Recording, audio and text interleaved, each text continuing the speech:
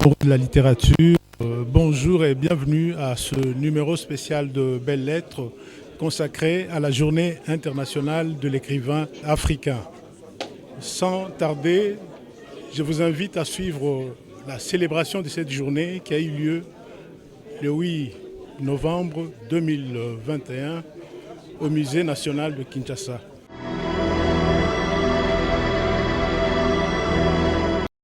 Cette journée internationale de l'écrivain africain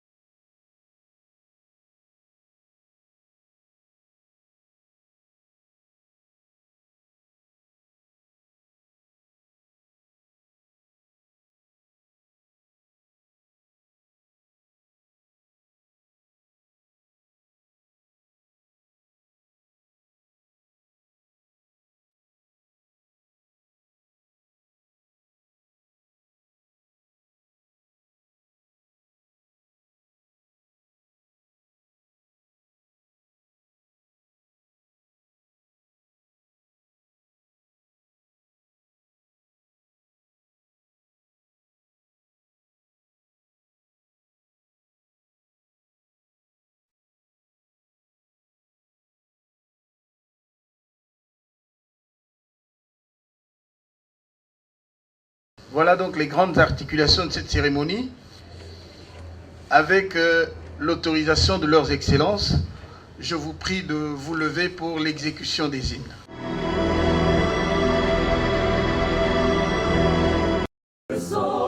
Unis dans l'effort pour l'indépendance, unis au sang, c'est les opinions, Taïmano, Shintotro, Kakole, Kakitoko, Nakina, Santa, Voloni, Larisa,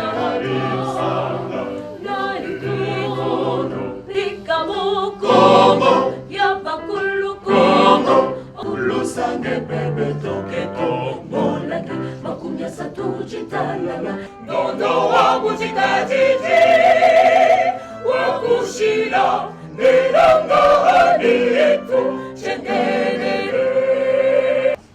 Que je n'entende ni les rires ni les cris, mes yeux fixés sur cette ville que je prophétise belle.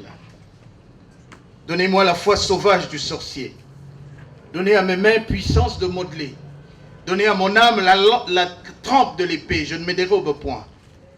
Faites de ma tête une tête de proue, et de moi-même mon cœur ne faites ni un père, ni un frère, ni un fils, mais le père, mais le frère, mais le fils, ni un mari, mais l'amant de cet unique peuple. Faites-moi rebelle à toute vanité, mais docile à son génie, comme le poing à la longée du bras. Faites-moi commissaire de son sang. Faites-moi dépositaire de son ressentiment. Faites de moi un homme d'initiation. Faites de moi un homme d'ensemencement. Mais faites aussi de moi un homme de terminaison. Faites-moi l'exécuteur de ces œuvres hautes. Car voici venu le temps de se ceindre les reins comme un vaillant homme. Mais le faisant mon cœur, préservez-moi de toute haine. Je ne suis point cet homme de haine pour qui je n'ai que haine. Car pour me cantonner dans cette unique race, vous savez pourtant mon amour tyrannique. Vous savez que ce n'est point par haine des autres races que je m'exige bêcheur de cette unique race. Que ce que je veux, c'est pour la faim universelle, pour la soif universelle, l'assommer libre enfin de produire en son intimité close la succulence des fruits. Aimé Césaire, prière virile du poète. Merci. Excellences, Mesdames et Messieurs, représentants du corps diplomatique, Excellences, Messieurs les conseillers du chef de l'État, distingués membres du panel, très chers invités en vos rangs et qualité. C'est un immense honneur et un grand plaisir pour moi de vous souhaiter la bienvenue au nom du coordonnateur du panel, le professeur Alphonse Ntumbalwaba, pour célébrer cette journée spéciale la Journée internationale de l'écrivain africain. Comme vous le savez, à l'Union africaine, le thème de cette année, c'est art, culture et patrimoine. C'est donc tout à fait normal que les panels puissent s'impliquer dans des activités de ce genre. D'ailleurs, cette activité est dans une longue série d'autres activités qui ont été menées au courant de cette mandature. Je citerai à titre d'exemple la création du premier prix panafricain de littérature, la création du FESPAKIN, Festival panafricain de Kinshasa, le lancement d'une maison de la culture des Africains et des Afrodescendants, etc., etc. Nous célébrons aujourd'hui la production de l'écrivain africain, mais nous devons aussi célébrer l'abondante moisson des prix que les Africains ont récoltés cette année. On vous en a cité déjà 2, mais il y en a plusieurs autres. Par exemple, il y a le Goncourt, bien sûr, qui a été cité, que le Sénégalais Sarr a obtenu. Il y a le Booker Prize, le plus grand prix du monde anglophone, que le Sud-Africain Damon Gaket a obtenu. Il y a bien sûr le Nobel de littérature, que le Tanzanien Razak a obtenu. Mais il y a aussi le Booker Prize international, obtenu par un Sénégalais, David Diop. Il y a aussi le prix Neustad, obtenu encore par un Sénégalais, Boubacar Diop. Et puis il y a le prix Camões, qui est le plus grand prix pour les langues portugaises, obtenu par Pauline Chiziane, une Mozambicaine. Donc c'est une moisson exceptionnellement abondante qui semble indiquer une certaine renaissance de la littérature africaine, ce dont nous ne pouvons que nous réjouir. Pendant que nous célébrons les écrivains africains, pendant que nous nous réjouissons de la moisson que nous récoltons, nous ne devons pas oublier les difficultés auxquelles sont confrontés les écrivains africains. Difficultés ayant lieu et ayant à voir avec l'accès aux maisons d'édition, difficultés ayant à voir avec la vente de leurs ouvrages, etc., etc. Mais aujourd'hui, c'est un jour de joie, c'est un jour de célébration. Nous avons d'éminents professeurs qui vont animer une table ronde très riche. Donc, plutôt que de prendre votre temps, je pense que je ferais mieux de laisser à ces éminentes personnalités le temps de nous parler du Congo et de l'Afrique dans la littérature contemporaine. Je vous remercie. Excellence, Madame la Ministre de la Culture, Arts et Patrimoine. Excellence, Messieurs le Ministre de la Recherche scientifique. Excellence, Messieurs les ambassadeurs et représentants du corps diplomatique, Messieurs les conseillers du chef de l'État, distingués invités à vos titres et qualités. Je prends la parole au nom du représentant de l'UNESCO qui est absent du pays en ce moment, puisque à la conférence générale de l'UNESCO à Paris. Je prends cette parole non pas pour faire un discours, mais surtout pour poser juste quelques balises, quelques éléments de réflexion par rapport à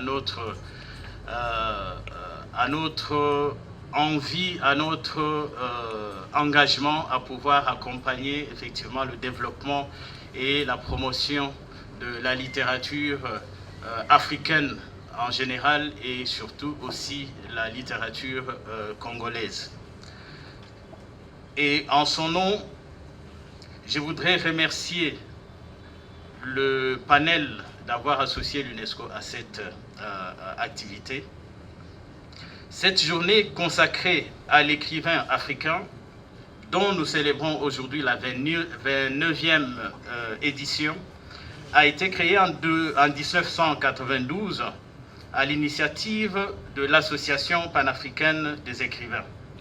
C'est pour nous une occasion solennelle de rendre hommage aux célèbres femmes et hommes de lettres du continent, mais aussi une occasion d'aborder les difficultés que connaissent les auteurs africains, à savoir le problème d'accès aux maisons d'édition, le problème de diffusion, le problème de promotion de leur production, tout simplement. En avril 2005, quelques 5000 personnes se pressaient au siège de l'UNESCO à Paris, où le premier salon Livre d'Afrique réunissait 200 auteurs et 30 maisons d'édition. Cette activité était organisée par des étudiants des grandes universités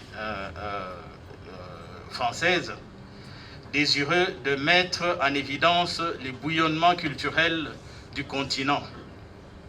Et ils avaient trouvé un thème en accord avec leur ambition, les 1001 littératures d'Afrique. De ce fait, l'UNESCO encourageait et continue à encourager les États africains à mettre en place des politiques culturelles et stratégies sectorielles ambitieuses pour promouvoir la diversité des expressions culturelles et les valeurs universelles de la paix et du dialogue. Il est tout aussi capital de redire le rôle essentiel de la littérature dans l'avènement d'un monde de plus grande tolérance, de compréhension, de respect et de soutien mutuel dans le respect des droits de l'homme. Et l'un des moyens pour promouvoir cette littérature contemporaine africaine et ses auteurs, c'est notamment d'utiliser les langues maternelles et renforcer l'occupation du cyberespace. Il s'agit donc d'utiliser les technologies numériques pour promouvoir la littérature dans les langues autochtones d'Afrique, comme le suggérait Nelson Mandela, je cite, « Je souhaite que la voix du conteur ne s'éteigne jamais en Afrique, que tous les enfants du monde puissent faire l'expérience de l'émerveillement de livres et qu'ils ne perdent jamais la capacité d'agrandir leur demeure terrestre par la magie des histoires. » Fin de citation. Et je recite un autre auteur congolais bien connu, le professeur Elikian Bokolo, dans sa préface à la publication intitulée « Petit précis de remise à niveau de l'histoire africaine à l'usage du président Sarkozy », vous comprenez dans quel contexte cela a été fait.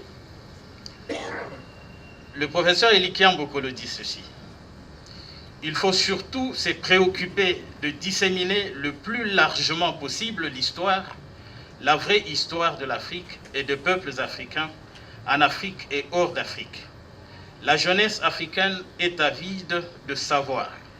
Elle se pose légitimement des questions qui reviennent presque toujours à celle-ci. Comment se fait-il que nous en soyons là où nous sommes aujourd'hui ? Parallèlement à l'écrit, nous disposons désormais de toutes sortes de moyens techniques pour procéder au mieux à cette dissémination. C'est là, assurément, le moyen le plus certain d'armer intellectuellement les citoyens d'Afrique, d'ici et d'ailleurs. Mesdames, Messieurs, ce matin, vous pourrez entendre plusieurs présentations relatives aux thèmes retenus pour cette activité. La lumière sera faite sur la littérature africaine et congolaise en tant que domaine qui promeut les connaissances, les savoir-faire et les philosophies développées par des sociétés ayant une très longue histoire d'interaction avec leur environnement naturel. Je suis convaincu que les échanges qui auront lieu aujourd'hui en cette journée internationale de l'écrivain africain contribueront à renforcer la dynamique autour de la reconnaissance, du respect et de la valorisation des auteurs africains et de leurs œuvres littéraires. Je vous souhaite à tous une excellente célébration et merci de votre attention. L'homme est un animal à deux têtes. L'une s'appelle la grandeur et l'autre la médiocrité. La grandeur naît dans les sacrifices, dans la douleur. La médiocrité, elle, pousse sur l'insouciance, sur les plaisirs, sur les facilités. J'ai voulu enlever cette tête de mon peuple, mais elle est difficile à vaincre. Elle est comme les champignons qui viennent après chaque pluie. Mais je sais que chacun ne mourra jamais. Il ne mourra jamais. Toute une génération des jeunes, surtout nos enfants, monte vers le soleil avec le cœur et l'esprit de chacun. Oui, avec le cœur et l'esprit de chacun. Eux sont toujours prêts à se battre. la mort de Chaka, Seydou Badian Kouyaté.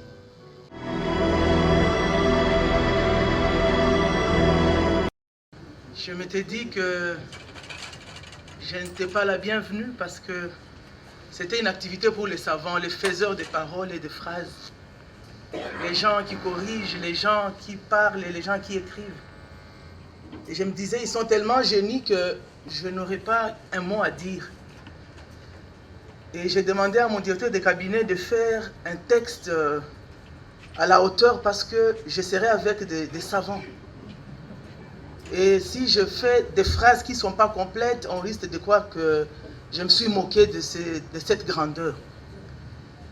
Et mon directeur de cabinet, c'est aussi un littéraire, il m'a dit, les littéraires sont des personnes les plus simples et les plus abordables parce qu'ils parlent quand ils ont pensé, ils ont été inspirés. Alors je me suis dit, je vais m'inspirer de ce que je vais voir dans la salle. En entrant ici déjà, j'ai eu la frousse. Je voulais saluer tout le monde par un geste, mais je me suis retenu parce que j'essaie un peu de voir les regards pleins de français, d'anglais, des phrases correctement faites. Et je me disais, mon Dieu, est-ce que je serai vraiment à la hauteur? Mais au moins, quand on a commencé, il y a déjà le modérateur lui-même qui a commencé avec une poésie d'Aimé Césaire. Et à chaque fois, il disait toujours des phrases. J'étais en train de trembler là-bas, mais je me dis, je suis quand même la patronne de la culture, je ne vais pas avoir peur jusqu'à l'infini. C'est ainsi que je me suis dit que je vous épargnerai vraiment de tout le protocole d'habitude, hein, parce que je n'ai pas encore maîtrisé cela. Mais au moins, je vais vous lire quelque chose que nous avons pu préparer. Je pense que ça va vraiment vous réjouir parce que ça sera à votre hauteur. Celui qui m'a précédé, c'est aussi celui de l'UNESCO. Il a vraiment parlé des textes des grands auteurs. Et je me suis dit, certainement, il y en a d'autres que nous n'avons jamais entendus parce qu'ils sont pleins. Mais c'est quand même une journée spéciale pour nous, les Africains. Et nous devons profiter pour marquer de notre présence dans cette salle d'un grand et d'un nouveau départ. Mesdames et messieurs, distingués invités à vos titres et qualités respectifs, j'ai l'honneur de me tenir devant vous pour vous lire ces mots que j'ai préparés avec amour et avec respect à votre endroit. Le thème choisi par les célébrants nationaux de ces grands jours internationaux de l'écrivain africain est le Congo et l'Afrique dans la littérature contemporaine. Le moins que l'on puisse souligner à ce sujet est que le Congo et l'Afrique, comme thème des discours contemporains, ont connu un très grand progrès, disons quantitativement. Et je dirais tantôt pourquoi il nous faut battre en brèche la quantité par la qualité. Il y a peu, en effet, au lendemain des indépendances notamment, les écrivains africains étaient pratiquement à compter du bout des doigts. Tout le monde se rappelle bien, en effet, de Batonala. Batonala qui a écrit d'aventures ambiguës, d'enfants noirs ou encore des rouges et les sangs de noir ou de je ne suis pas un homme libre. S'hasarder à épingler les œuvres et les auteurs de l'heure virent de plus en plus vers un pari risqué, tant ils se comptent par millions, Google en faisant foi.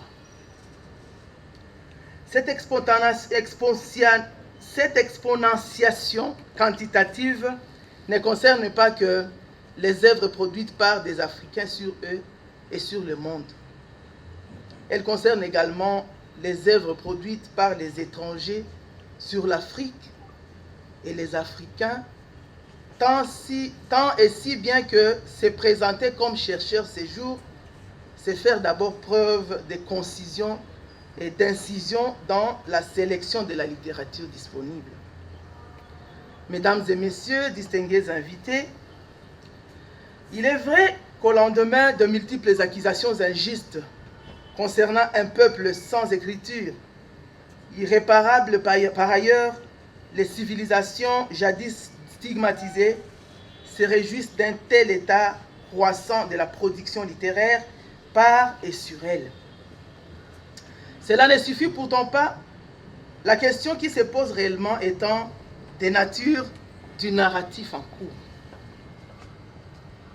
rien qu'en l'interrogeant, ne fût-ce que superficiellement, on se rend compte que ces narratifs, ces structures encore et toujours autour de la souffrance, des guerres d'agression ou d'exploitation, de maladies, en somme, des gros malheurs qui continuent à tacler notre continent et nos pays, hier tout comme aujourd'hui.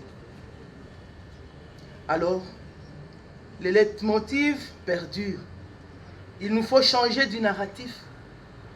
Je comprends par cela personnellement qu'il nous faut changer du contenu à notre littérature. C'est une littérature positive qui s'avère plus susceptible à booster notre fierté personnelle et collective et à changer notre regard sur le monde et de cette façon à les dominer à notre manière, c'est-à-dire à devenir par son intermédiation maître de nous-mêmes et de notre histoire. Et c'est cela la force insoupçonnée de mots qui sont l'arme par excellence de l'écrivain à l'occurrence. Mesdames et messieurs, distingués invités, au commencement était sans conteste le verbe, les mots, les discours. C'est par lui que nous comprenons et exprimons. C'est par lui que nous désignons et les dominons. C'est par lui que nous désensorcelons le monde des mystères et des peurs. C'est par lui que nous façonnons et sommes fascinés. Tant et si bien que le tout de notre passé et de notre présent et de notre futur en dépend largement. En nous rappelant cette mission ontologique et même performative des mots, j'invite ceux dont cela est le travail de les utiliser professionnellement et de s'évertuer désormais, aujourd'hui plus que jamais, à nous offrir un espace congolais, africain et pourquoi pas mondial, plus habité par la vie que par la mort, par la paix que par la guerre, par la fraternité que par le conflit. C'est sur cette invitation que je déclare en effet ouverte cette manifestation relative à cette journée internationale de l'écrivain africain. Je vous remercie.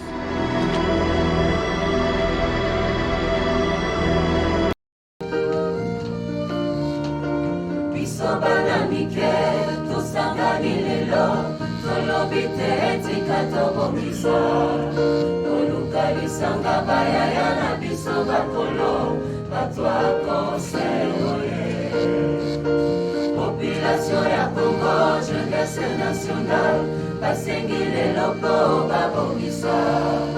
Obongisa Congo ezali nguya ya population, bakonzi bayoka na batoyo.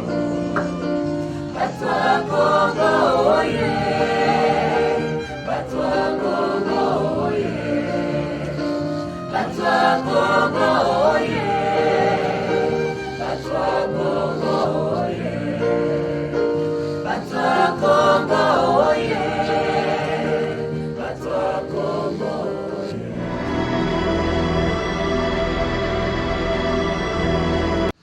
Madame et Monsieur les ministres, distingués invités, vous me permettrez d'appeler les conférenciers de ce jour à bien vouloir rejoindre l'estrade. Il s'agit du professeur Emmanuel Matesso. Sous vos applaudissements, s'il vous plaît. Je vous en prie. Ensuite, j'appelle le professeur Masega Bionzazu.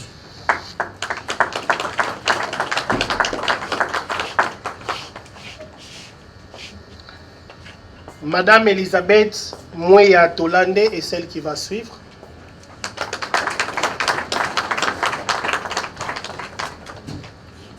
Enfin, celui qui est un tout petit peu, si pas beaucoup, notre hôte de ce jour, Monsieur le professeur Isidore Ndaïwel Eziel.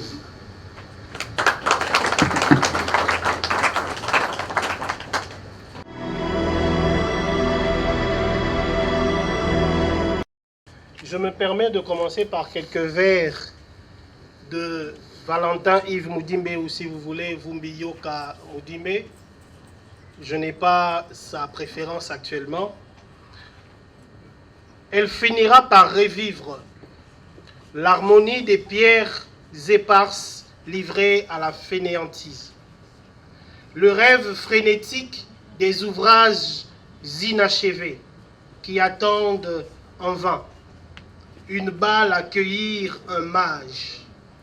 Elle finira par revivre la forme des idées malices et espiègles, livrées aux défauts des enfants trop bien élevés, qui jonglent et trichent pour ne pas être vrais. L'exil baigne le poète.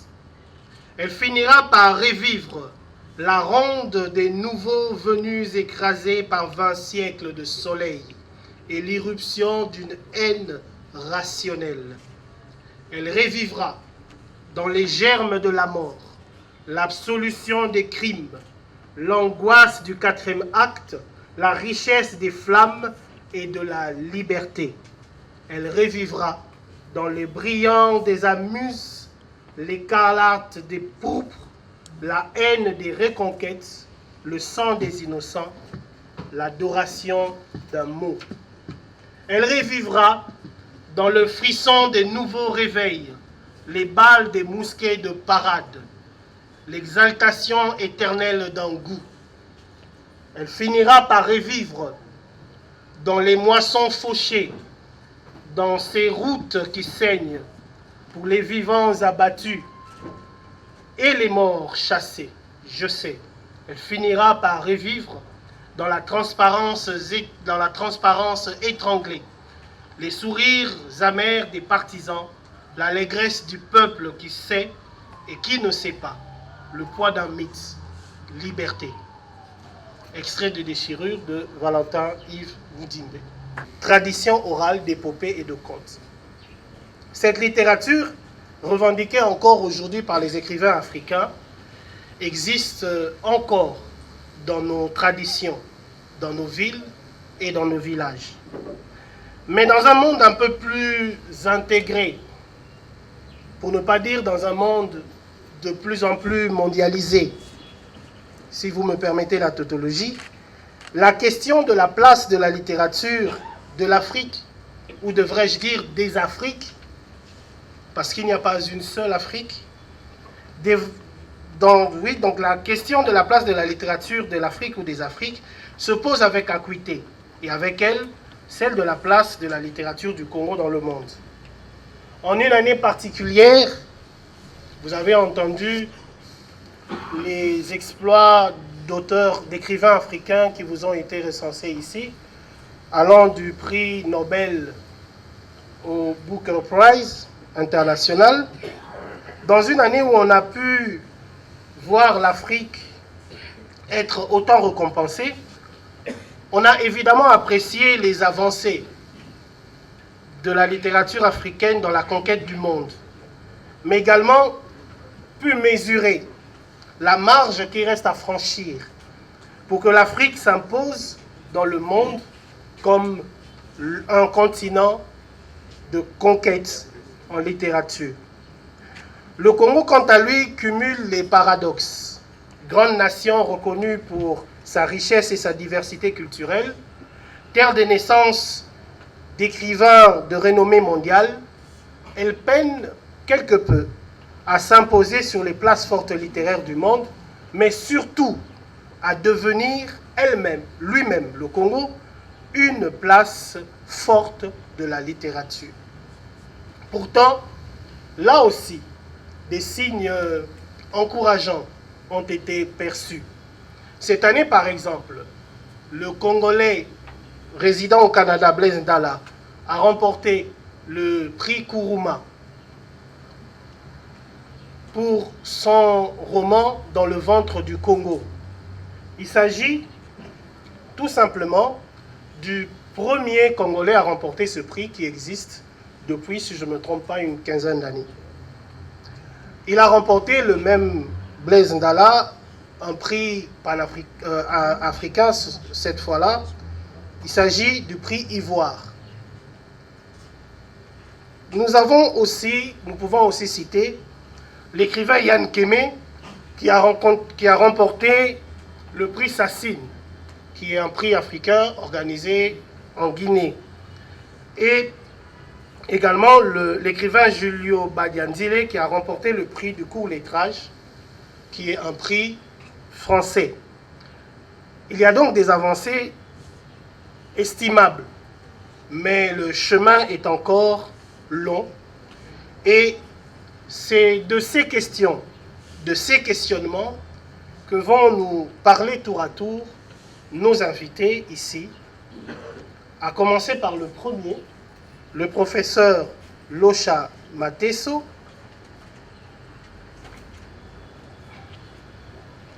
Le professeur Locha Mateso est poète. Il est auteur notamment du recueil Les Mers de Kolomani, paru en 2012, et du recueil Les Gifles du Vent, paru en 2015. Mais il est aussi enseignant, chercheur et critique littéraire. Et à ce titre, il a publié l'une des, si pas la première anthologie complète de la littérature africaine et sa critique, aux éditions du Cartalan en 1986. Professeur Locha Mateso va aborder la question, le thème intitulé « Aux sources d'une imagologie congolaise ». Il va certainement vous expliquer ce qu'on entend par imagologie. Je pense que comme moi-même, certains d'entre nous ne connaissent pas le mot, mais nous avons la chance d'avoir un expert qui va nous entretenir sur ce sujet, qui rejoint le sujet général d'aujourd'hui, qui est le Congo et l'Afrique dans la littérature mondiale.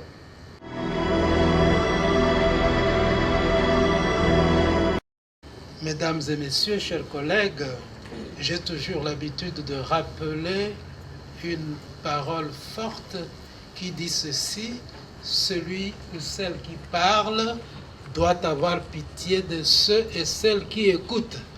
Je vais donc, fort de cette sagesse, avoir l'œil rivé sur ma montre pour utiliser de manière, disons, modérée le temps qui m'est imparti. Et monsieur le modérateur, si vous avez le sentiment que je commence à m'envoler, retenez-moi.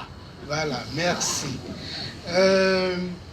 À l'occasion donc de la journée de l'écrivain africain, il m'a semblé intéressant de dire un mot sur la façon dont ce pays, notre Congo, est représenté dans la littérature. C'est cela l'imagologie.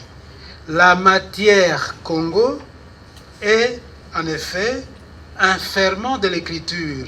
Et cela se vérifie, je vais me proposer de vous le montrer rapidement, dans la production littéraire congolaise, africaine et même mondiale. Alors, le public que vous êtes, un public averti, a déjà compris que par ce sujet, je touche à un domaine de la recherche universitaire. Mais ne craignez rien, je ne veux pas donner dans l'ennuyeux, je vais essayer d'être aussi concret que possible, puisque, comme vient de le dire le modérateur, je suis critique littéraire, je suis enseignant, je suis aussi anciennement éditeur de livres scolaires, ce qui me prédispose à d'abord chercher à me faire comprendre et non pas à faire l'étalage de mon érudition. Voilà. Ceci étant dit, je vais planter le décor par deux citations.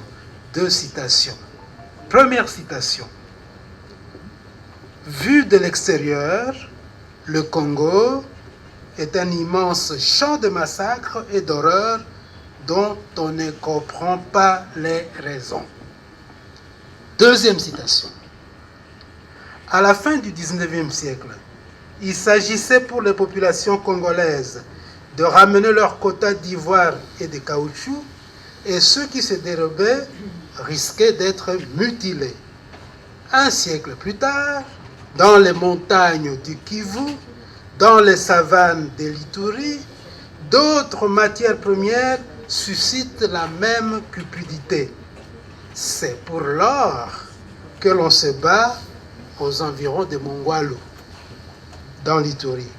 C'est pour le contrôle des comptoirs des diamants de Kisangani que les armées rwandaises et ougandaises, à 3 reprises, se sont battues à l'arme lourde dans cette ville ainsi qu'au Kivu.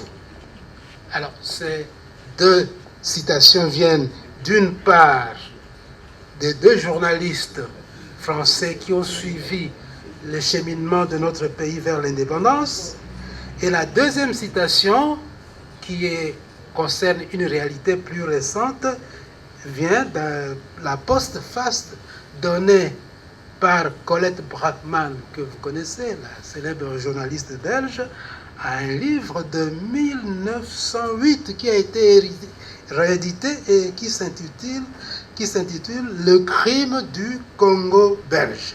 Alors, qu'ont-elles à voir ces déclarations qui devraient plutôt concerner l'histoire ou l'actualité politique? Eh bien, c'est que précisément l'imagerie qui est construite autour du Congo et qui transparaît dans ces citations, eh bien, c'est ces mêmes images qui sont reprises par les auteurs de fiction, c'est-à-dire les écrivains, romanciers, poètes, dramaturges. Les écrivains, donc, qui sont des spécialistes des mythes, ont repris le même matériau verbal en y insufflant cependant une charge poétique. Ils se sont mis à parler du Congo dans des formes qui sont à ce point semblables qu'on peut faire état donc d'une véritable tradition littéraire ayant ainsi pour objet le Congo. Pour des raisons historiques évidentes, cette tradition, qui concerne donc la représentation du Congo, est partie de l'extérieur. Et on s'accorde à considérer que le père nourricier de l'imagologie congolaise, donc de la représentation du Congo, l'un des premiers à parler du Congo dans la littérature contemporaine, eh bien, ce père-là, c'est Joseph Conrad. Voilà, quelqu'un que vous connaissez. Auteur, en 1899, d'un récit intitulé « Art of Darkness », qui est traduit en français sous le titre « Au cœur des ténèbres ». Au cœur des ténèbres. Joseph Conrad, donc, il faut dire que son œuvre, cette œuvre, s'est constituée comme une archive internationale. Ce livre a été la source d'inspiration pour beaucoup. Et nous allons le voir d'abord, mais pour cela, je vais rapidement résumer le contenu. Bon, le livre étant connu, donc je vais le faire de manière très contractée. Voilà. Nous sommes dans l'estuaire de la Tamise. La Tamise, c'est un peu notre fleuve Congo, a fait le fleuve Congo des Anglais, pour faire court. Nous sommes, disais-je donc, dans l'estuaire de la Tamise, en compagnie d'un équipage de bateaux qui est cloué sur place à cause de la marée.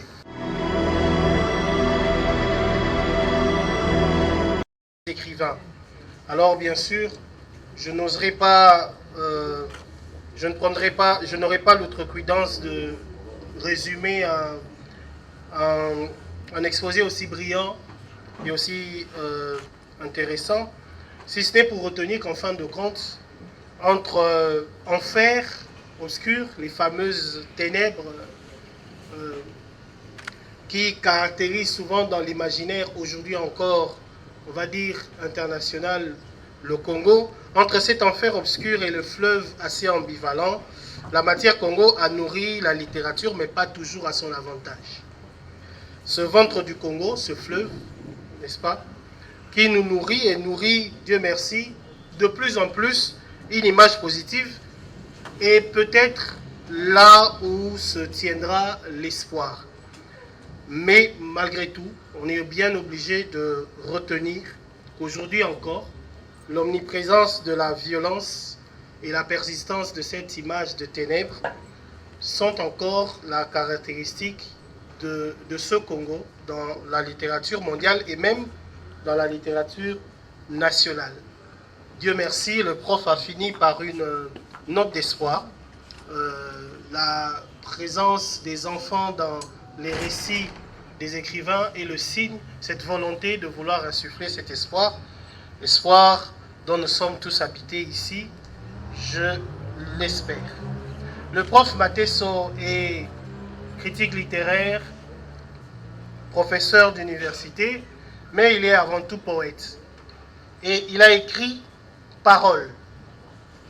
Tôt ou tard, un ibis, né de la nuit des temps, lancera son credo du siècle muselé. L'or, parmi la rosée, ordonnée et fertile, poindra le murmure ensorcelé, crescendo. Notre regard captif en sa métamorphose, parmi le tic-tac et les silences contraints, un ibis surgira qui dira sans sourdine la prêter d'un labeur, d'une sueur ingrate. Car nous sommes de ceux qui, dressés sur le socle, achètent le fourneau qui fondit tant de chaînes, qui, moule trop vaste, moule trop raffiné, libère nos cheveux, notre nez aplati. Nous ne serons pas tiens en 100 ans de moulage. Un siècle de vernis changera-t-il jamais un boulalus en tigre? Un tigre en cercocèbe? Si tu es le cerveau de ce géant ténace, nous en sommes les chines et les bras et la force. Et il a été vainqueur de plusieurs prix littéraires importants, notamment l'un des tout premiers prix organisés ici au pays. En 1968, il était deuxième prix de poésie Sébastien Ngosso, avec Somme première. Et en 68, premier prix du concours de poésie organisé par le Goethe Institut de la faculté de lettres de l'université Louvain-Lyon. Donc le professeur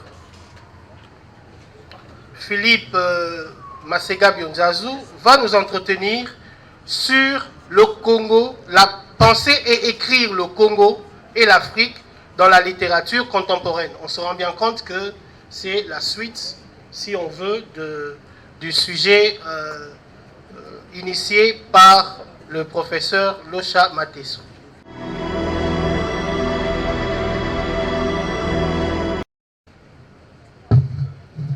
Mesdames et messieurs, membres du gouvernement, ils sont partis, mais j'avais un mot pour eux. Ils ne sont plus là, mais malheureusement.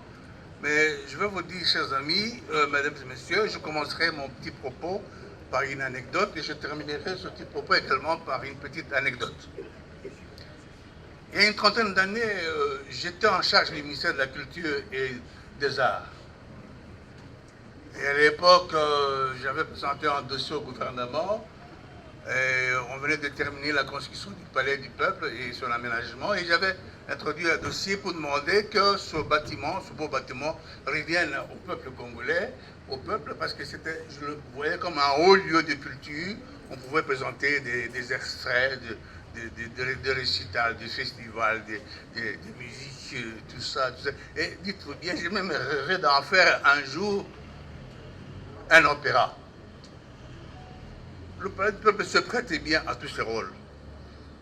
Il m'a été répondu en plein conseil des ministres, M. Masega dit, mais vous en faites un peu trop avec votre culture.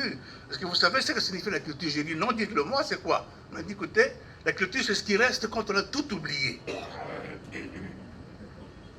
Je ne réalisais pas la justesse de ce propos. Aujourd'hui, je le réalise. Mais je ne me suis pas découragé pour autant. Ici, là où nous nous trouvons, c'était un complexe commercial appartenant à une famille, la famille Lito, que vous connaissez. C'était un bâtiment qui était complètement arasé parce que tout le sous-sol, toute la cave était sous eau. Alors, j'ai changé d'idée, j'ai présenté encore notre dossier au gouvernement pour demander que cet espace ici, que ce site soit attribué au secteur de la culture. Et justement, dites-vous bien, je pensais qu'ici, on pouvait bien faire déménager l'Institut national des musées qui squattait encore à ce moment-là, hein, la présidence. Il m'a dit, mais écoutez, mais vous connaissez la famille Lito, allez poser la question. Je suis allé voir la famille Lito, j'ai vu Georges de Boundou, que vous connaissez, qui était l'aîné, et il m'a répondu, non, mais moi je ne peux pas décider tout seul de cette affaire-là. Je vais me référer à la famille. C'est référé à la famille a dit niet. Ils ont perdu les 20 millions que le gouvernement voulait leur assigner pour l'achat de cet espace. Mais la justesse du propos que j'avais entendu la première fois, je le réalise ce matin. La culture, c'est ce qu'on a tout oublié, mais il y a quelque chose qui est resté. L'idée qu'à cet endroit, on pouvait bien construire un complexe. Et maintenant, l'Institut de musée revient ici. Mesdames et messieurs, si vous êtes heureux d'être ici, dans ce beau bâtiment, je suis parmi vous l'homme le plus heureux parce qu'il y a une trentaine, quarantaine d'années, j'ai rêvé de cela. Et je pense que vous n'êtes pas plus heureux que moi. Je pensais vous le dire. Mais là n'est pas le sujet de mon exposé. On dit le thème qui a été donné, on ajoute les deux verbes. Il faut écrire, penser, écrire le Congo et l'Afrique de la littérature congolaise, de la littérature contemporaine. Parlons-en rapidement. Il faut commencer par la base. Mais c'est quoi la littérature? Il faut qu'on se mette d'accord. On dit de parler, de penser le Congo et l'Afrique dans la littérature. Mais c'est quoi la littérature? Je ne vais pas entrer dans des définitions académiques, tout ça. Je vais simplement vous faire retenir ce que nous savons tous. La littérature, en fait, c'est l'ensemble d'œuvres, d'ouvrages qui constituent ce que nous appelons aujourd'hui les belles lettres. Toutes les lettres ne sont pas belles parce que toutes les lettres ne sont pas littérature. Et parce que tout écrit n'est pas littérature, et si, comme souvent je le dis, si tout écrivain est auteur, tout auteur n'est pas écrivain. Mais alors, c'est quoi exactement la littérature? Définition académique à part, je retiens deux paramètres qui peuvent nous mettre d'accord. Il y a trois éléments. La littérature peut se résumer par trois éléments. Le premier, c'est ce qui s'appelle la finalité. Le second, c'est la visée. Et le troisième élément, je donne le nom de pérennité. Qu'est-ce que c'est que la finalité? L'œuvre d'art, la littérature, elle est conçue essentiellement pour le plaisir. C'est la finalité première de la littérature, de l'œuvre d'art. Plaisir pour le sens, plaisir pour l'âme, le plaisir pour l'esprit. Et l'écrivain qui prend son stylo pour écrire, il ne pense pas à nous, il ne pense pas à vous, il ne pense pas écrire pour nous, il écrit d'abord pour lui-même. On se trompe souvent en disant qu'il écrit pour nous. Non, ça, c'est pas vrai. Comme disait un grand spécialiste de littérature, Michel Rifater, il disait, le public et la société, nous sommes que des succédanés, nous sommes des remplaçants. Le plaisir qu'il sent, il l'a senti, et quand il a fini d'écrire son livre, le livre est terminé, la littérature est faite. Nous le recevons par accident. Mais il n'a pas écrit pour nous, en réalité. Mais ce ne serait pas intéressant si l'écrivain ne devait écrire que pour lui-même et pour se faire une espèce de dilettante, une espèce de paresseux qui irait polissonner au bord de l'eau, oh mon cœur, oh ma maison, ceci, cela. Ça n'aurait aucun intérêt pour nous. Il y a le fait qu'il y a le second aspect, justement, qui définit la littérature, c'est la vision, la visée. J'ai bien utilisé un terme qu'un grand critique, un grand sémiologue russe, Jacobson, appelle la visée. Il appelle ça en allemand die Einstellung, la visée. L'écrivain, quand il prend sa plume, il écrit parce qu'il a une visée. Il a un besoin, il a quelque chose qu'il veut nous dire. C'est quelque chose qu'il veut nous dire, mais il veut l'atteindre. Mais cette visée-là, même si c'est un poème, un simple poème pour son ami, c'est une visée. S'il veut écrire pour glorifier le pays, c'est une visée. S'il veut écrire, par exemple, disons, souhaiter un avenir meilleur, c'est une visée. C'est quelque chose que nous recevons après que lui ait pensé à nous le restituer. J'essaie d'avoir une voix d'enseignant pour que ça s'entende. Donc, c'est la vision, c'est la visée qui constitue le second élément. En réalité, l'auteur, il voit loin pour nous. Il a pensé, mais en pensant, il s'est projeté. Et en se projetant, il projette la société qui est avec lui. L'écrivain, ce n'est pas un deus ex machina. Il est sorti du peuple et il prend les éléments du peuple, qu'il les retravaille, et il les façonne et il les rend au peuple un jour. Mais il faut bien dire que l'écrivain prend soin de nous restituer un texte bien fait, parce que si un texte n'est pas beau, il n'est pas littérature, malheureusement non. Et c'est comme ça que l'écrivain, il peaufine son travail, il peaufine son œuvre, il fait une mixture, il choisit des mots, et pas des mots banals. La littérature ne s'intéresse pas des mots banals, comme disait Sartre. Comme non, la littérature, c'est l'utilisation des mots d'une densité. Il faut une grande densité illocutoire, comme il dit. Alors, l'écrivain prend le texte des mots qu'il choisit. Parmi nous, je parle français, mais lorsque j'écris le texte que je vous donne, ce n'est pas la langue que je parle, c'est un autre texte, c'est un autre langage, c'est une autre langue, c'est un dialecte, c'est même un sous-dialecte que nous appelons un idiolecte. Donc ce n'est pas le même texte que celui avec qui je communique. Ça, c'est la visée et l'auteur. L'écrivain, quand il le dit, il le fait. Et nous nous retrouvons un peu de la vision. Voulait-il glorifier le pays? Nous nous retrouvons parce qu'en fait, il dit ça pour lui, mais nous, en le lisant, nous sommes des succédanés, nous nous sentons concernés. Et nous nous sentons concernés par cet élément-là.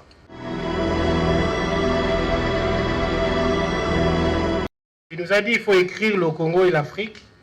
En fait, il faut le faire pour les réinventer. La littérature a ce pouvoir de réinventer, d'inventer les pays dans les imaginaires des peuples. Il nous a dit que la culture est le principal moteur du développement. Il a rappelé cette anecdote par laquelle il finit son étonnement lorsque devant la statue de Goethe, en Allemagne, il a lu que les Allemands disaient qu'ils lui devaient tout. C'est dire justement que penser et écrire l'Afrique, c'est pour fabriquer cette Afrique, pour fabriquer ce Congo, pour que demain, nos enfants, nos petits-enfants puissent dire, en regardant l'œuvre des écrivains qui seront passés avant eux, qu'ils puissent dire, nous leur devons tout. Merci beaucoup, professeur. Nous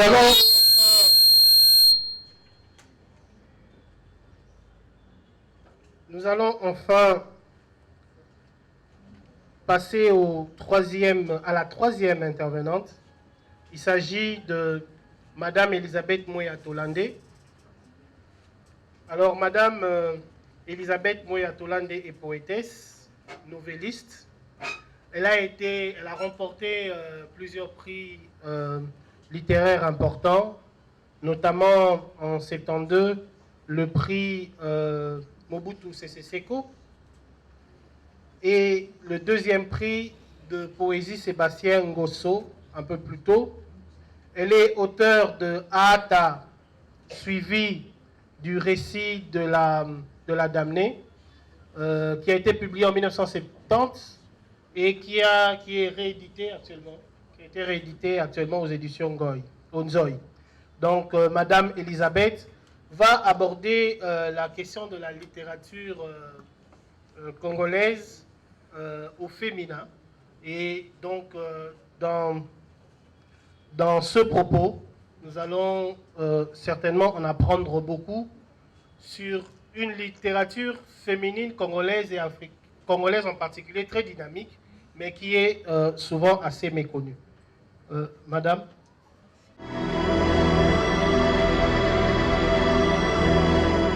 Bonjour, et je suis très heureuse de prendre la parole sur ce thème qu'on m'a attribué, la littérature congolaise au féminin, enjeux et défis. Et je suis d'autant plus heureuse que je suis en train de voir la parité genre dans cette salle, que des femmes sont autant nombreuses que les hommes. Et je suis heureuse aussi en m'imaginant que je parle aussi devant les officiels, que mes propos seront portés loin, afin qu'il y ait concrétisation. Merci. L'avènement des femmes dans la littérature. Je parle de la bibliographie littéraire de la République du Zaïre, 1931-1972, du professeur Kadimanzouji Mukala, et également du guide du professeur Mbuyamba Kankolongo, le guide de littérature zaïroise de langue française de 1974 à 1992. Pourquoi 1931? C'est parce que déjà à cette année-là, il y avait une dame, poétesse, Nélé Marianne, mais autour de laquelle il y a quand même controverse, qu'elle n'est pas congolaise parce que de père belge et de nationalité belge. Cependant, ces poèmes publiés en 1935 et 1936 reflètent l'identité congolaise. Donc, partant de là, nous pouvons maintenant situer l'avènement des écrivaines congolaises indépendamment de Nélé Marianne. Et donc, en fait, Kadimanzouji fait mention de 4 femmes parmi les 40 auteurs répertoriés alors. Il s'agit de Clémentine Faïk Nzouji Madia, de Marie-Eugénie Pongo, qui est dans la salle, de Caroline Nzouji Balekabamba et d'Elisabeth Moya Tolande. Alors plus tard, le professeur Kankolongo Mbuyamba, lui, il fait mention de 8 femmes. Donc 4 femmes se sont ajoutées. Vous voyez quand même l'écart. 4 femmes, Botuli Bolumbu Ikole Yvonne Marie-Claire, dont on n'entend plus parler, Libambu Mutato, Muteke Ngoy, Christine Kalonji. Soit 30% sur 62 écrivains dans l'ensemble répertorié par le professeur Mbuyamba Kankolongo. En 2020, le département des lettres et civilisations françaises de l'UNIKIN a apporté des données supplémentaires par sa publication Les écrivains du Congo, un numéro spécial, précisément le numéro 3 de la revue pluridisciplinaire d'études francophones. Sur un total de 62 écrivaines répertoriées dans le genre roman, nouvelle, poésie et théâtre, donc ce manuel a ajouté 7. Donc, à plus en compte aussi, sur les anciennes, les 8, à plus en compte 7, laissant tomber une Libambu Mutatu. Mais elle a ajouté, cette publication, 11 nouvelles écrivaines qui ont publié entre 1979 et 1995, élevant ainsi le nombre total des anciennes écrivaines à 20, en ajoutant Claire Mbouyi Banza, qui n'a pas été répertoriée, auteur de et la femme sauvera l'homme, qui a paru aux éditions Baobab en 1994. Les concours et différents prix ont consacré les pionnières de la littérature congolaise. En 1967, Elisabeth Moya-Tolande est révélée par le prix de poésie Sébastien Gonso, un prix organisé par l'extension universitaire de l'Université Lovanium. En 1968, Marie-Eugénie Pongo a été révélée par le concours de poésie Goethe Institute et Faculté des Lettres de l'Université Lovanium de Kinshasa. En 1969, le concours littéraire Léopold Sédar Senghor a couronné Clémentine Nzuji, Faïk Nzuji Madia, pour la poésie et les proverbes Luba, Marie-Eugénie Pongo pour le poème Masikini, Caroline Nzuji Balé Kabamba, conteuse pour l'igname mystérieuse, et en 1970, le Grand Prix Joseph Désiré Mobutu a confirmé le talent poétique d'Elisabeth Moya-Tolande et de la conteuse Marie-Caroline Nzuji Balé Kabamba. Mais qu'est-ce qui a motivé les femmes à écrire? Je parle de notre expérience personnelle. D'abord, la formation par l'encadrement est nécessaire au don inné. Nous pouvons avoir un don, mais il faut que ce don-là soit encadré. L'école, donc, une bonne école, avec de bons professeurs de littérature, une bonne bibliothèque et la pratique de la lecture, l'exigence des résumés et de courtes présentations. Ça, c'est important, les présentations orales, qui permettent donc aux femmes, aux filles comme aux garçons, à s'exprimer. Mais aussi, le cercle culturel de la Pléiade du Congo, initiative de la poétesse Clémentine Nzuji, entourée d'un groupe de jeunes écrivains, dont le professeur Philippe Masegabio, ici présent, donc étudiant de l'Université Lovanium de Kinshasa, qui avait été un espace de rencontres et d'échanges, un véritable stimuli pour l'inspiration, et cet espace a contribué à l'émergence des universitaires dans la littérature, premièrement poétique. Enfin, il y a eu également le fait que nos écrits étaient publiés sans frais. J'aurais bien voulu que la ministre de la Culture soit là pour que, dans la mesure du possible, qu'elle puisse imiter le passé, n'est-ce pas?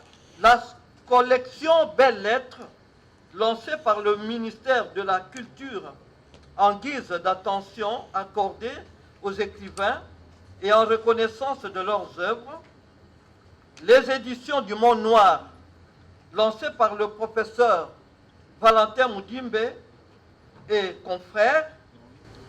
Je suppose que le professeur Philippe Masegabio et les Chiralura et les Gabim Soumaïli ont été aussi à côté du professeur Valentin Moudimbe.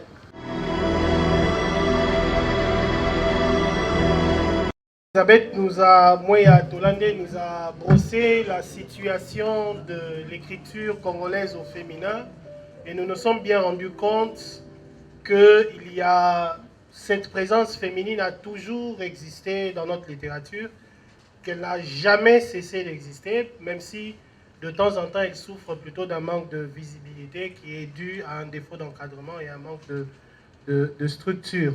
Mais il y a toujours eu, et on l'espère, on le sait, il y aura toujours cette voix féminine qui est très importante pour la littérature. Madame Elisabeth Moya-Tolande, que vous avez suivie, est l'auteur de ces magnifiques vers qui font partie des vers les plus beaux de notre littérature, Cris perdus. Ce soir, un souvenir du sang sur l'eau. Le souvenir du sang sur l'eau. Le sang rouge et gras de mes frères. Le souvenir des corps délaissés. sur la place déserte, à la fin des chacals et des aigles, le souvenir des enfants égarés sur la berge, encore rouge du sang frais des innocents, le souvenir d'un petit être jeté comme un paquet dans le fleuve au remous écarlate. Extrait de Remous de feuilles, comme on l'a dit, recueil de poésie primé par le prix Mobutu Sese Seko, je pense. Alors nous avançons vers le clou, on va dire, de cette manifestation qui sera la proclamation des finalistes du Grand Prix congolais du livre. Nous avançons vers le clou, mais auparavant, nous allons suivre le dernier intervenant qui n'est autre que le professeur Isidore Ndaïwel, professeur, critique littéraire, historien, qui va nous aborder la question, le défi de l'Union africaine, que peut la littérature congolaise? Ça sera le point d'orgue de cette conférence en ce jour. Professeur, je vous en prie. Les défis de l'Union africaine, que peut faire la littérature? Il faut d'abord qu'on se mette d'accord sur les défis de l'Union africaine. De quoi s'agit-il? Les défis de l'Union africaine, c'est bien simple. C'est tout simplement la construction de l'Union pour le bien-être des populations africaines. Et j'aimerais dire pour le bien-être des populations des Afriques. Parce que si sur le continent, nous avons 5 régions, il y a toujours la 6e région que constitue la diaspora. Je voudrais surtout dire que nous sommes en présence des grandes intuitions qui datent de très très longtemps. Au niveau des Afriques, nous avons vécu les mêmes intuitions, les mêmes grandes intuitions, qui se résument d'ailleurs en 2 parties. Le combat pour la dignité de l'homme et de l'homme noir, et deuxièmement, le combat dans la solidarité pour le bien-être de ces populations. Ce qui est intéressant à constater, c'est que depuis le début du XXe siècle, de manière discontinue, j'insiste, de manière discontinue, sans interruption, les Africains d'ici et d'ailleurs ont toujours vécu sous ces mêmes pulsions. Pour rappel, je vais aller vite, vous savez que la première conférence panafricaine a eu lieu en 1900. Ensuite, ça a été suivi par le premier congrès. C'était d'abord conférence panafricaine et ensuite le premier congrès panafricain 1919. Deuxième congrès en 1921. Deuxième congrès, c'est très important. Congrès qui s'est déroulé de manière continue entre Londres, Paris et Bruxelles, et où pour la première fois nous avons eu un Congolais qui a pris part à ce congrès. C'était donc Panda Farnana.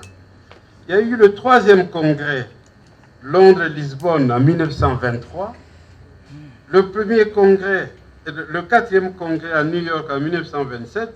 Voilà, cela s'est continué. Et entre-temps, il y a eu d'autres articulations, mais de la même intuition. La naissance de la négritude, avec la revue Défense, Légitime Défense en 1932. Et entre-temps, il y a eu en 1946 le 5e congrès panafricain à Manchester.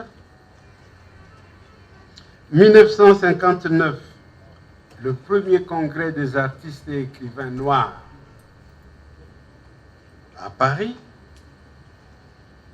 1958, la conférence des États indépendants d'Afrique, organisée à Accra par le jeune président Nkrumah, la même année où il a organisé peu après la conférence des peuples africains, à laquelle avaient pris part, comme vous le savez, quelques Congolais, notamment notre héros national, Patrice Emery Lumumba. Donc, le premier congrès des écrivains artistes noirs, en fait, c'était, je me suis trompé tout à l'heure, c'était en 1956 à Paris, mais en 1959, c'était le deuxième congrès à Rome. Bref, voilà, il y a une continuité. Pendant tout le siècle, il y a eu toujours ces réunions. On peut même continuer. En 1966, il y a eu le premier festival mondial des arts nègres. Le Congo était représenté, les hommes des lettres, les hommes et femmes des lettres congolais étaient représentés par Clémentine Faye-Nzouji, qu'on a cité tout à l'heure. 1977, le deuxième festival à Lagos mondial des arts nègres, moi-même j'y ai pris part, etc. Donc nous avons toujours vécu dans cette grande intuition. C'est cette intuition qu'il faut d'abord saluer, parce qu'en cette matière, nous avons fait plus que l'Europe. Parce que l'intuition pour que l'Europe pense à un regroupement, vous le savez bien, c'est à partir de la Première Guerre mondiale qui nous a conduit à la création de la Société des Nations, parce qu'on a estimé qu'il y avait trop de problèmes. Et puis, second mouvement, c'est après la Deuxième Guerre mondiale, parce qu'on a estimé aussi qu'il y avait trop de problèmes. Ça va nous conduire à la Charte de Francisco pour la création des Nations Unies. Nous sommes dans une Union africaine où il n'existe même pas un commissaire chargé de la culture. Ça n'existe pas. Le commissaire de la culture, c'est celui qui s'occupe des questions sociales. Donc nous inscrivons même dans le paysage institutionnel le fait culturel de la littérature. Un prix censé être remis en marge du sommet, des sommets des chefs d'État. C'est une manière d'aller plus loin et de faire en sorte que cet élément reste. Et donc, au-delà de ce défi institutionnel, il y a bien sûr le fait de l'incitation.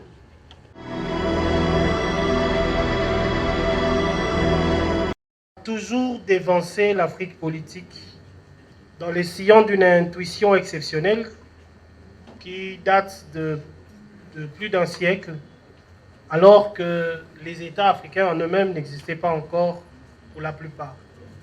Alors aujourd'hui, comme le conclut le prof Ndaiwel, nous constatons que l'Afrique politique, à travers cette initiative de la présidence en exercice de l'Union africaine, que l'Afrique politique rattrape l'Afrique littéraire en lançant ce prix important, le prix panafricain de littérature, le grand prix panafricain de littérature, simplement parce qu'un prix africain, voulu par les Africains, conçu par les Africains, exécuté par les Africains avec une telle ambition continentale, au-delà des divisions des langues, un tel prix n'existait pas, simplement. Et donc, l'Union africaine, d'une certaine manière, boucle la boucle en revenant à ce qui a été son inspiration, ou si on veut son intuition exceptionnelle, pour emprunter les mots du prof Ndaiwel.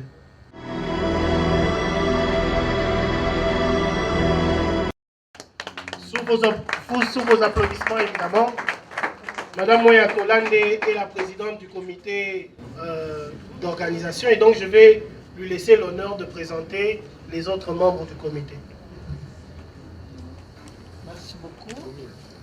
Donc, le vice-président n'est pas là, Gabriel Soumaïli, le professeur Gabriel Soumaïli n'est pas là. Et nous avons le professeur Abbé, n'est-ce pas, qui n'est pas là non plus. Et enfin, le secrétaire général. C'est ça, hein? Le secrétaire général qui est là à côté de moi. Donc, Monsieur Biya, comme on l'appelle généralement, le président de l'Association des écrivains du Congo. Et il a toute une équipe qui va avancer maintenant pour le rejoindre. C'est l'équipe, donc le secrétaire général, qui a maintenant son secrétariat. Et ils sont là.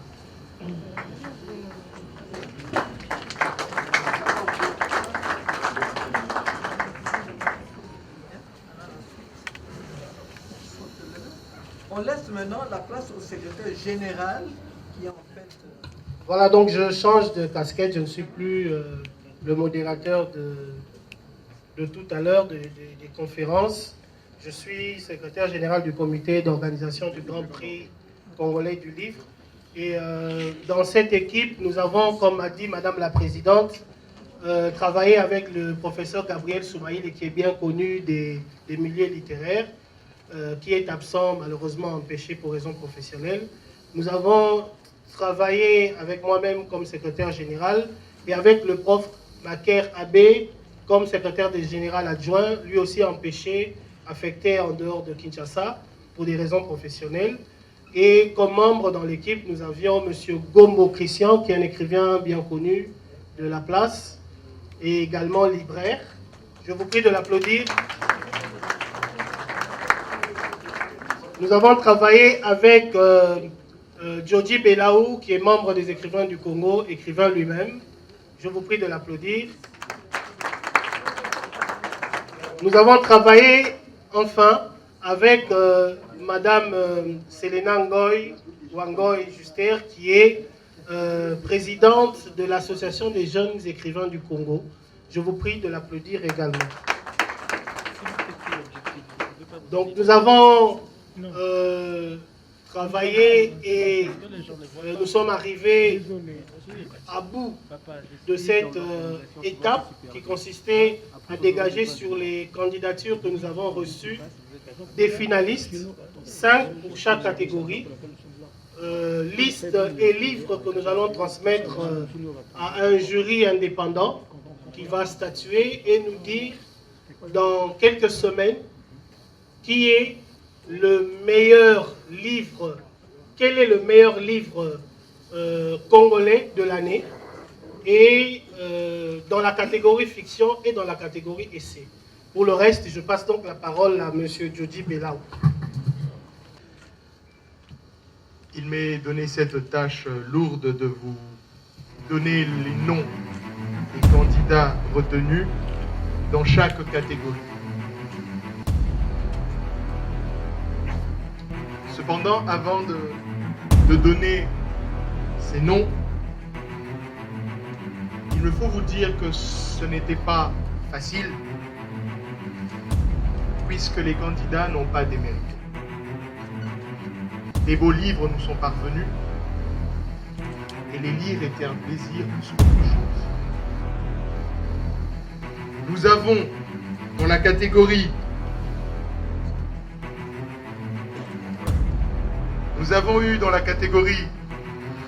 fiction 26 livres.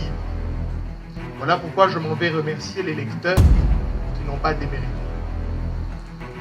En dépit des multiples occupations, ils se sont donné la peine et surtout le temps de lire et de bien lire chaque livre. 26 livres dans la catégorie fiction et 14 livres dans la catégorie essai. Sur les 26 livres de la catégorie fiction, 5 livres ont été retenus. Donc 5 auteurs. Le nom des auteurs ainsi que le livre Catégorie fiction, il y a Raïs Ntina Bao. Titre, l'ancien, l'intègre et l'étranger. Raïs est de Kinshasa. Sous vos applaudissements.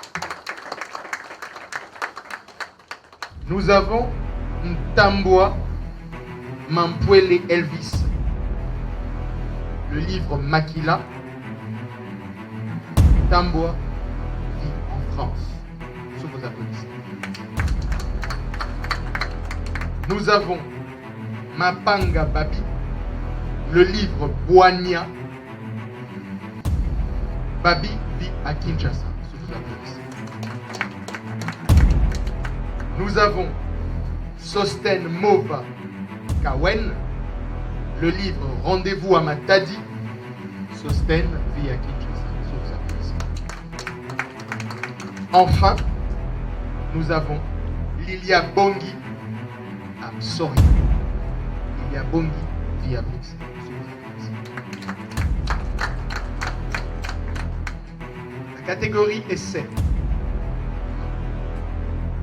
Nous tenons encore à remercier les lecteurs qui n'ont pas démérité.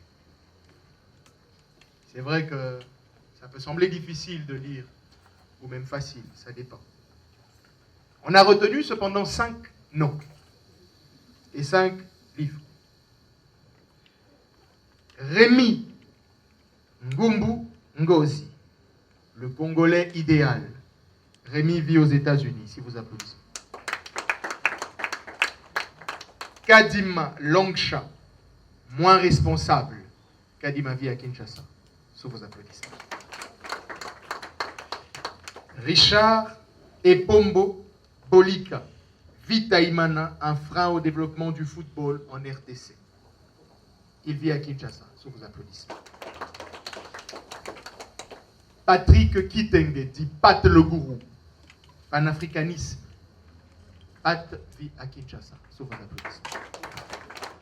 Enfin, R.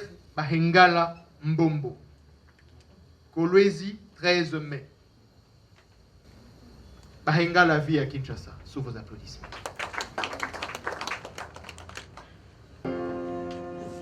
Unissons-nous et célébrons tous ensemble les victoires de notre libération. Engageons-nous et levons-nous tous comme un élan pour défendre notre liberté et unité. Oh, chers fils et filles de l'Afrique, chers du soleil et chers du ciel, faisons de l'Afrique l'arbre de Voutoyéval.